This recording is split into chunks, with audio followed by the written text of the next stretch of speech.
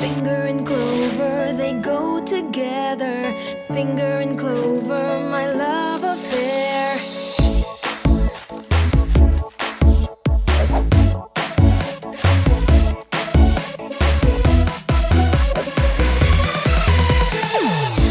Lahat sisimutin, sarap ay uubusin. Lover ng clover, my clover finger. Simut-sarap kasama ang clover. Which product or service is being sold, which fallacy is used, and how. Why it is a fallacy. First, the product is clover chips. The fallacy is ad nauseam because of repetition of the word clover. Repeating the word clover doesn't show that the chips taste good or are better than others. It just makes the name familiar. Familiar doesn't mean true.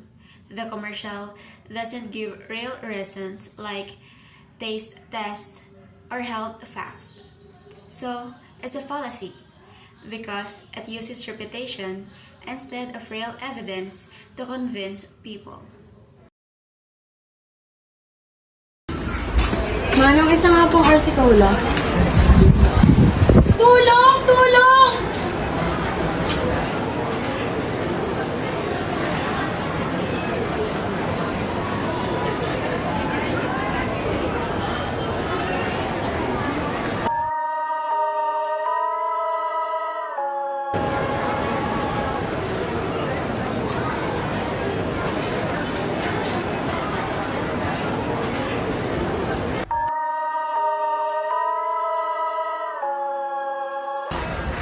Tawagin silang lahat.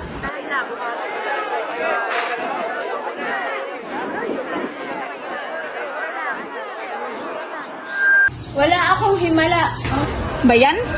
Ang himala ay nasa RC Cola.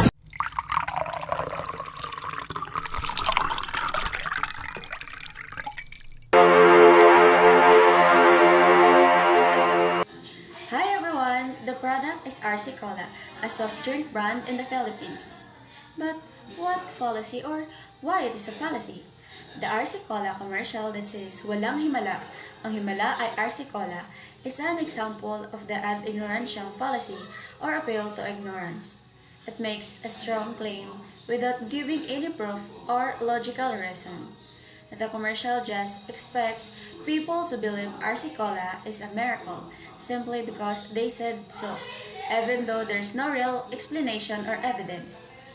This fallacy relies on the idea that since no one can prove it wrong, it must be true. That's why this is a fallacy. Nakapag-Milo morning na ba ang lahat? Milo breakfast every day, Milo breakfast every day. Shout to school and play, Milo every day. Every day sa bahay daming activities, kaya breakfast pa lang give them champion energy. Milo breakfast every day, Milo breakfast every day. Helps you Milo every day. In this commercial, the product is Milo. The fallacy is appeal to authority. Why? Because the commercial uses a famous basketball player to promote Milo. This is called an appeal to authority fallacy. It tries to convince people that Milo is good just because a celebrity says so, not because of real facts about the product.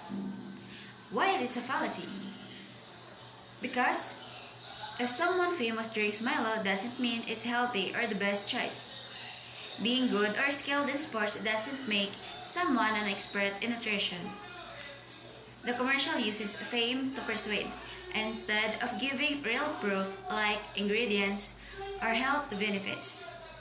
That's why it's a fallacy. It relies on influence, not evidence.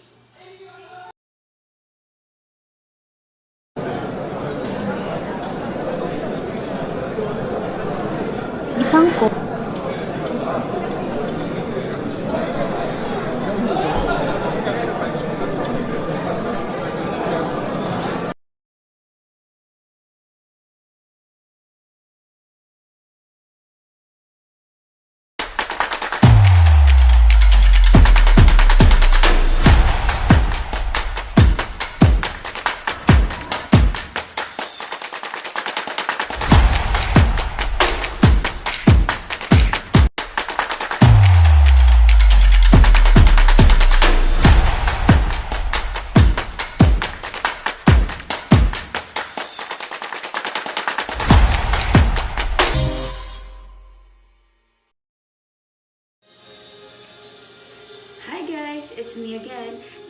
is Coca-Cola, and the fallacy is non-causa pro causa or false cause fallacy. It wrongly connects two things as if one caused the other.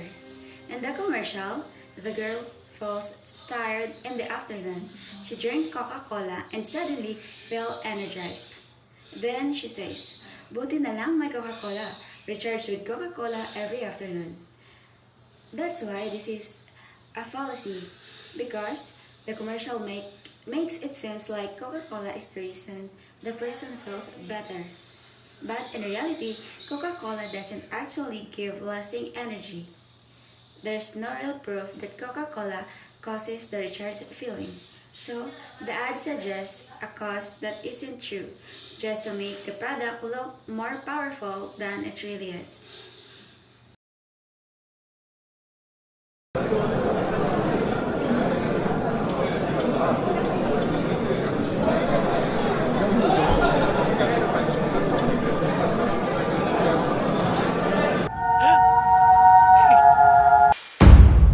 So, hi everyone!